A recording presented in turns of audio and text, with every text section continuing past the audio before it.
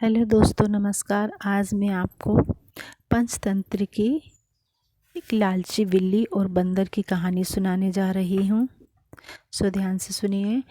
एक था जंगल जहाँ सभी जानवर मिलजुल कर रहा करते थे।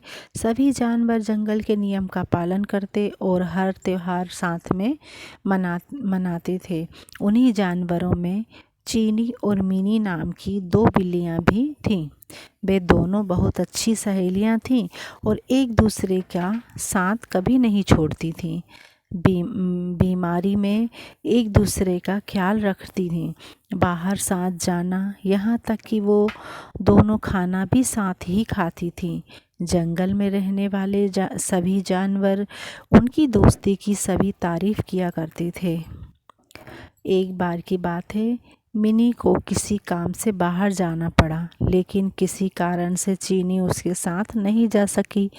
चीनी का अकेले मन नहीं लग रहा था, तो उसने सोचा कि क्यों ना वो भी बाजार में घूमकर आ जाए।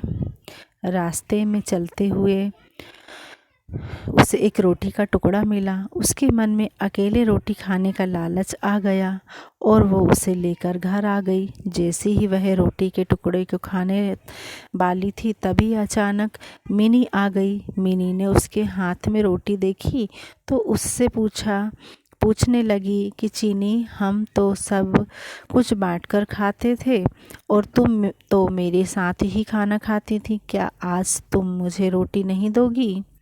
चीनी ने मिनी को देखा तो डर गई और मन ही मन मिनी को कोसने लगी कि इस पर चीनी ने हड़बड़ाहट में कहा कि अरे नहीं बहन, मैं तो रोटी को आधा आधा कर ही रही थी ताकि हम दोनों को बराबर रोटी मिल सके। मिनी सब समझ गई थी और उसके मन में भी लालच आ गया था, लेकिन कुछ बोली नहीं।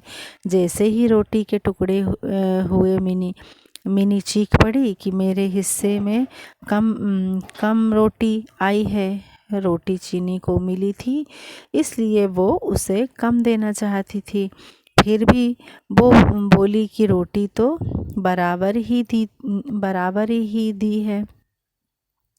इस बात को लेकर दोनों में झगड़ा हो गया और धीरे धीरे यह बात पूरे जंगल में फैल गई। सभी जानवर उन दोनों को लड़ते हुए देख रहे थे। उसी समय वहाँ एक बंदर आया और उसने कहा कि मैं दोनों के बीच में बराबर रोटी बांट दूं। सभी जानवर बंदर की हाँ में हाँ मिलाने लगे। ना चाहते हुए भी दोनों ने बंदर को रोटी दे दी। बंदर कहीं से तराजू लेकर आया और रोटी के टुकड़े रख दिए। जिस तरफ वज़न ज़्यादा होता वो उस तरफ की रोटी यह बोलकर खा लेता कि इस रोटी की दूसरी तरफ रखी रोटी के वज़न के बराबर कर रहा हूँ।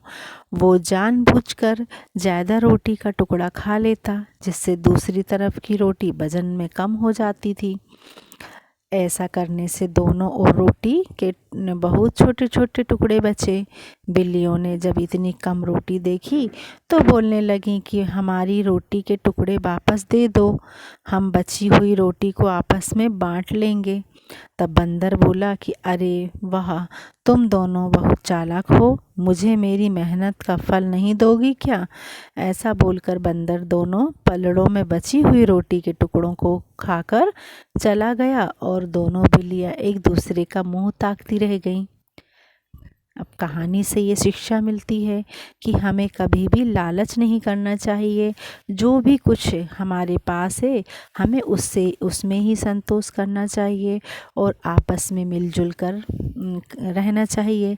लालच करने से जो हमारे पास है उससे भी हाथ धोना पड़ सकता है, जैसा कि बंदर ने किया। चालाकी। कहानी पसंद आए तो लाइक करिए, शेयर करिए। धन्यवाद।